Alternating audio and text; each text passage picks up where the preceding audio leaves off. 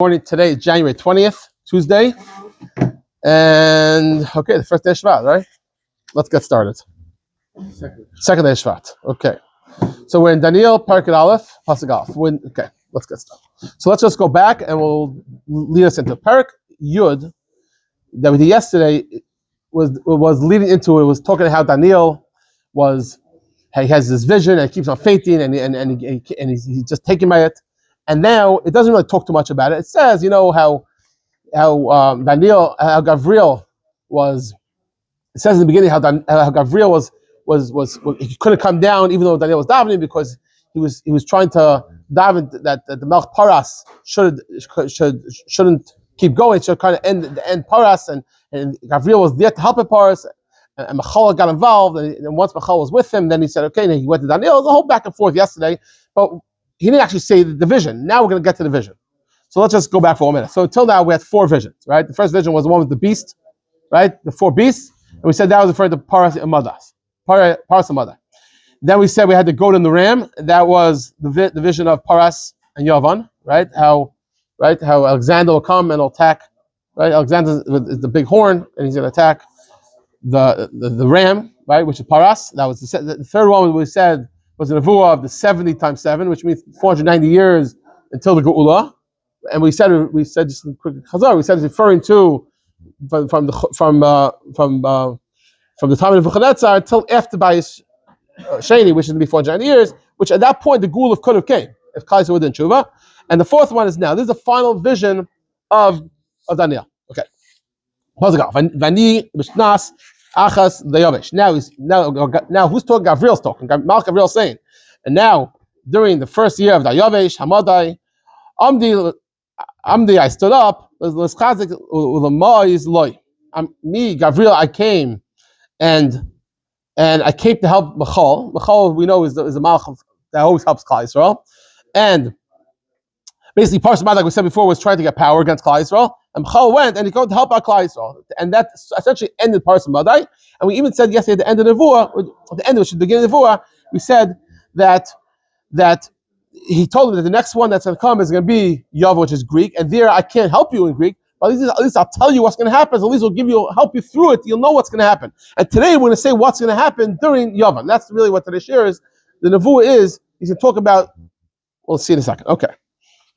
Va'ata emes agalach, and now I'll tell you what I'm telling you is true. Okay, that's the way they talk. V'hinei oy shlosh malachim. He says what's going to happen is there's going to be another 3 kings in the Paras. So how is Paras going to end? There's going to be 3 kings, and then a Revi, and the 4th king Yasha Oisha Gadol we call is going to be the richer than all of them.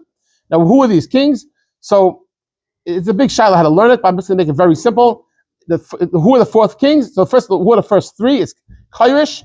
Then Rashi learns that Kairish had a son. Was his son of Kairish? Which we don't normally talk about him. Who? Okay, right. I'm not necessarily going like Rashi, and then it's Achashverosh. And then who is this 4th one? It's the Yavish number 2. Okay, so we're going Kairish's son, Achashverosh, and now it's the other 2, and that's the 4th one. Who is this second Yavish? He was the stronger of all of them, and as we had earlier. Remember we had earlier the 4 horns in one of the visions. So we said also it's referring to the 4 malchus. Okay. Pasha, you can look like that. And B'tzkalski Ashrei Yorakol and as malchus Yavan. So he's going to go. He's going to start up with Yavan. So you're going to have 4 parts in the end with 4 kings, and the last one's going to be Dayavish. And the Yavish is going to come. He's going to make trouble. He's going to start up. Now what's going to happen? And then Alexander the Great is going to come. Again, this is a future. He's telling a fool what's going to happen. He's saying there's going to be some malchus that come, which we knew now is referring to Alexander. Mashal Rav, and he's going to make a very strong rulership. But also and he'll do what he wants. And basically, Alexander the Great, he captures the world.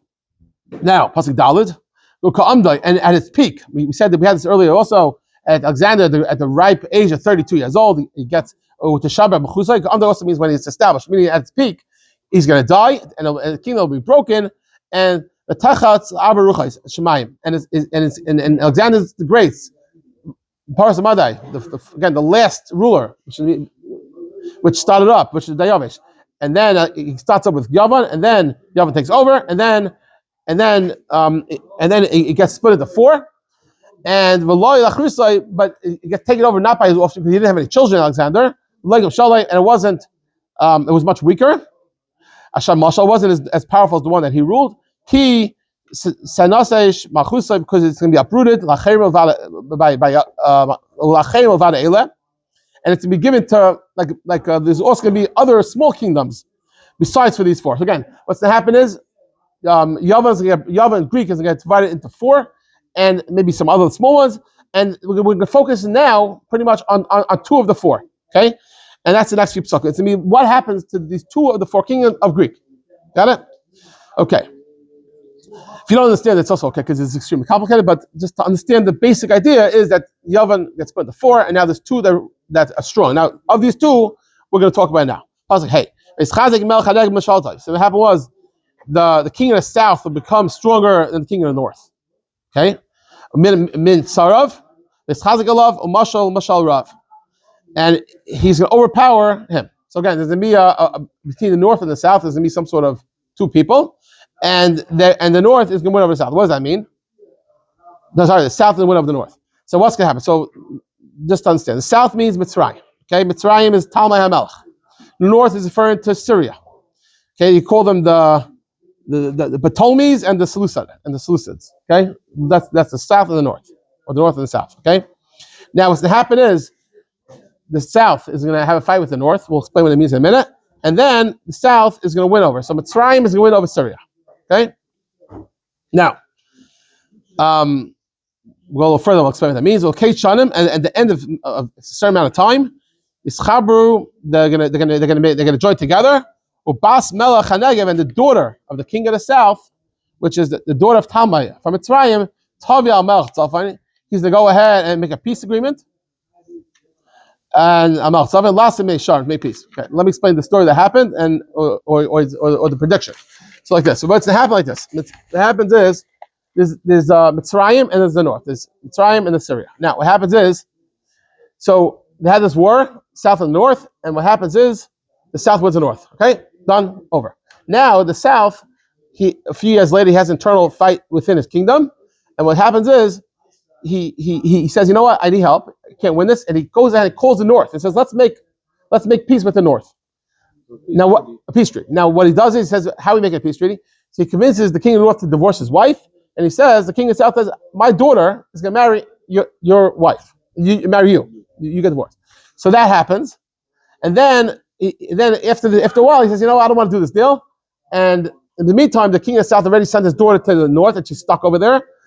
And but she gets abandoned, and what happens is she's stuck because he basically takes her and she can't go back. So the king of the south sends people to help, and they all get killed. That's referring to that in the psukim. We'll try to read it into the pasuk. Okay, how do you read this? So they try to get a peace agreement. The Tavel Melech Tzafan and his daughter comes to the Melech Tzafan. Last is Meishar, make a peace. But Loi Tatzar Kayach Hazorya, and she has no energy, she has no strength, no power. Why? Because basically she gets there to get married to his wife, to him, and then she gets dumped. Okay, but Yamai Zraya, we need V'tinas, and he Omevia Yoda Machzageha Beitim, and she basically gets killed, and then he goes ahead and then he went and the Melech of the south is going to bring people to go help, and then her father and her stargazers, whatever that means, and they also basically get killed for the Melech of the north. So again, just to give an idea, the south and the north, and the south won, and then the south needed to make his own little issues, peace treaty, and it doesn't work. And at the end of the day is the south is still stronger than the north. Okay, but what happens? Now the king. Now what happens is this is referring to the son of the prince. It means the sons of the king of the south says he goes ahead and attacks the north, right? And he comes with his army. He comes with a very strong Melech into the north, and he's to be successful in the north now. Okay, so now the king of the south goes to the north and it's successful. Okay, it's back and forth between this Perek is the north to the south, And again, the north is Syria, south is Mitzrayim, and they're having these wars. And when the south wins the north, what does he do? With his gods and the princes, and all the treasures, with all the gold and silver, he takes from the north everything they have, even and capture. He takes hostages and he brings them to the south, to Mitzrayim. Now, who Shanim Yamai, and what that means is that he'll be a melech. The south will rule more years than the king of the north rule. Okay, the melech tzafai. Who Yamai Shanim Yamai melech tzafai. He'll rule more years than the king of the north. Pasuk test. Or boy malchus melech negev. And then the king of the south. That just means boy malchus negev shabbat masi. That means the king of the south will win over the north just like his grandfather did. Right? We said earlier in the beginning of the story, the king of the south was over the north, and he won. Same thing here also. The grandsons will come in, and he's gonna win over the north just like he did. And then he's gonna Shabbat Masi. He's gonna return back to his land. Okay. And then Ubanav. Now the north says, "Hey, I want to have a rematch." So now north Yisgabru are gonna fight. Vasifim Hamoin, and then gather a big multitude, a lot of people, Chayol and Rabbim, a lot of soldiers, and they'll come. The Shetav over Yashav, the Yashav, they're gonna try to overcome. They're gonna try to overrun it, like a river overflow. Like they're gonna try to overtake it, overrun it. And they're gonna fight Ad Ma'uza until they get to the capital of the south, and which is a fortified city. And what's gonna happen? What's going to happen is and then the king of the south is going to get very angry. He's going to get embittered. That's the taich. And he's going to go. Now the south again. The north covered to the south, and now the south is going to start fighting back. He's going to go fight with the north. And for a short amount of time, the south is going to win. Okay, he's going to win. Okay. No, over here it means actually the south is going to win. The south now, even though the north has come to re-attack, south is still going to win. Again, these are very encrypted psukim, so it sounds like a lot of wars going on, but basically it's a war between the south and north, and each one's yes. You started Syria, and first in the beginning the south won the north, and then north of where? The north, which is Syria, but yes, Syria, and then they're going to come attack back, and attacking back. It's back and forth wars. The Farshim explained that the reason why it's all written in encrypted way, it doesn't say who the tzaf and who the south is, because any of these wars could have been the end. If Klaisa wasn't Tshuva, it could have been Mashiach. And this could have been the war of Chalus Gog and Magog. So this very interesting. It doesn't explain what it means. You have to understand what it's referring to. So we're referring to we're taking it to mean, it means Syria and it means the Tzarayim, and that's pretty much how they want to learn it up. Okay. What's going to happen? So now, Benisa Amoin, the Roim Belivavai. So now the king of the south is going to go and is going to take captive the Yarm Belivavai and is going to become very proud. And the Hippol of Rivavai is Svilios. And now that he won, the king of the south, he's going to go take these hostages and be very proud. And he's going to, the Hippol of Rivavai means he's going to kill tens of thousands of people. But the always means he's not going to win. It means he thinks he won right now, but eventually he's going to be overthrown. Why? Because now the king of the north is going to come and he's going to attack again. Rabban Arisha, even greater than the first attack. Now the north is attacking back again, even greater. But at the end of many years, he comes with this big army, and the reason he brought a lot of money is to be at the whole battle. To be able to have a container, you need to get armor or whatever. He brought a lot of money with him. And during these times, Rabbim Yamdu, a lot of people are going to rise up, Al-Melech HaNegev, together to help the king of the south. Ubnei Peritzei Emech, and these people are going to be for Klal Yisrael. They're going to be the people that are very for Klal Yisrael. Nasu, and they're going to bring themselves up. V'yam l'chazayin, and to set up some sort of vision, and they're going to make Klal Yisrael stumble. So the way the Rambam is referred to Yashka. What's going to happen is that Yeshu is going to come, and he's going to cause people Klal Yisrael at this point to do Averis. Now you have to just understand something. This is 150 years before the Churban Beis Hamikdash. This is not the time that the Goyim say that it happened. Okay, that's why this is all censored from the Gemara. This is during the second Beis Hamikdash, and the reason why it's censored because they say it happened later during the times of the Romans. Now, they basically take him and they make him into they say he's the son of God, and they and he caused a lot. They made him into Mashiach. Now, if he would have been Mashiach, he wouldn't have made Klal Yisrael do Averis. And the whole idea of Mashiach is to make Klal Yisrael stronger and make them, etc. But that's not what happened. And therefore, they eventually, since he basically the Gemara brings down that the Yashka was a Talmud from Yeshua and Pacha, which is the times of the Gemara, which is again this is 150 years before the Churban, and basically Sanhedrin said that he's Chayiv Misa because he was a Masis, he caused people to have Averis, and the question is who killed him, whatever it was. But the idea was that this is all censored, and this is all censored for the Gemara. But this is all this time. This took place at this time. Welcome, Rabbi Eli. Come inside, have a seat. This is all this time, and that's what it's referring to. He's saying in Klal Yisrael itself, there's someone that stand up, and he's going to cause Klal Yisrael to do Averis. Just to understand, it says we say in Aleinu, it says Shem Shtach Laheva v'Rik V'Spalm Elo Yashia. What's Rik? So Rik is Gemachi 316, which is Yeshu. So that's why it's taken out. That's why I've seen some parentheses in the Siddur taken out because it's referring to Yashka, and that's what the pasuk. That's what Daniel's in the Nevuah, according to the way the Rambam wants to learn it up. It's referring to this is Yeshu. Pasuk has Vav now, and now when that happens afterward, Yavim Al Tzafat. Now the king of the north is to come. The Shpach Basalula. The north is fed up. He's going to go, and he comes up to the south, and he builds a big mound. Maybe big. He puts a lot of dirt to climb over the fortified city. But Valachad Ir Betzurais, and he conquers the fortified city of Mizrais Hanegev, V'lo Yamdu, and the hands of the Negev. Means that the south wasn't strong enough to withstand it. And Mechurav, even with his chosen best soldiers, it couldn't win. They couldn't stand up because the north came with full power this time, and they got over and they attacked. And now, what? So now, now and now the ones for the king of the north, now that they kind of won, they do what they want. No one could withstand them. They went there now. So now that the north won, they came to Eretz Yisrael, and they started to destroy Eretz Yisrael, the north. Now that they won, they started to come to Eretz Yisrael. But Yasem the fun of Lavai b'Taikif Kamachusai b'Yisharim Imai v'Asa Bas Nashim. So 1 second. So that means is they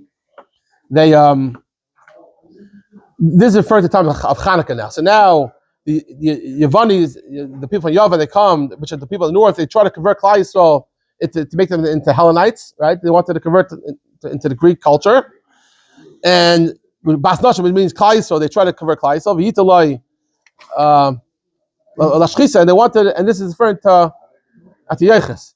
So Antiochus, all the kings of the north were called Antiochus. So the kings of the north, they try to convert Klal Yisrael, but they weren't able to. But with their, in other words, with the decrees they made, they weren't able to endure it.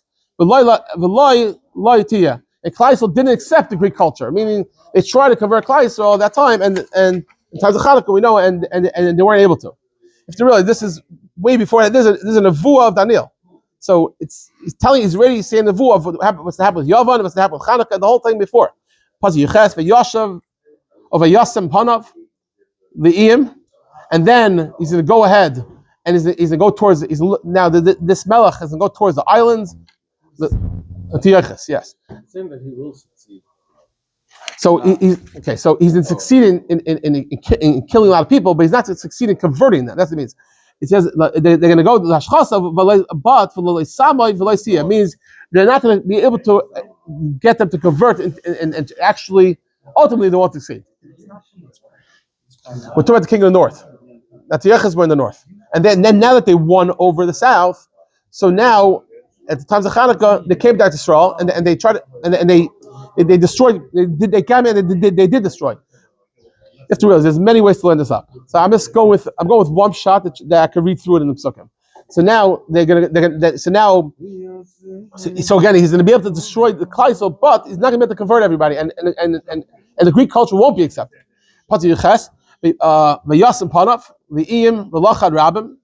Like I say, he's come to the different islands. I'm just going to tell you the Taich, but then we'll see how we can Taich and explain what it means. But V'Lachad Rabbim is a conquer many different territories, and Lahashbis the Katzim. But then the ruler will end. What does it mean? It means that Kadosh Baruch Hu is to come. to make a joke out of it, to make a mockery out of Antiochus, the besides paying it back for making a mockery, also Yashalai, also to punish him for the means for the Zaveris he did, the Yashal Befanav, and he's gonna Mauzi Artsai, and which means, and he's gonna try to head back to his land. And what's gonna happen? V'nafel means he's gonna stumble and fall. What does it mean? What's the end happening? He's gonna get tzaras, and it was so bad that he's like his leprosy was so bad that his skin rotted and his flesh became like really like disintegrated, and then his bones were like exposed and became very brittle and became weak, and eventually he dies from this embarrassing disease. V'lo means he won't be found, means he die. He's dead. Right, exactly. Now v'amid al kanoi. Now it means that Jewish family is going to come up, right? Which is referring to Matisyahu. Maybe Negish, it's going to remove the Greek oppressors, right? Matisyahu Banav, V'hada Achusai, and it's going to be because they're from Sheva Levi and they're Matisyahu by Yamim Achadim.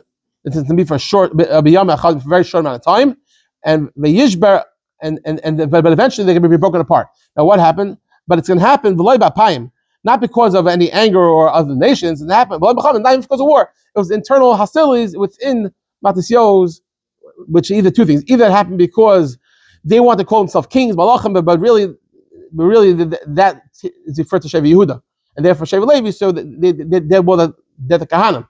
So whatever it was, there was some sort of internal struggle, and because of that, therefore the downfall, or it's because the descendants of Matisyahu, they didn't follow after Tamil Chamim, and because of that, they also fell apart. So whatever it was, they're going to end up falling apart, and then it's going to play its fate tomorrow into Rome. It's going to come inside. It's the end of today, and tomorrow we'll continue for Pasuk Chav Aleph.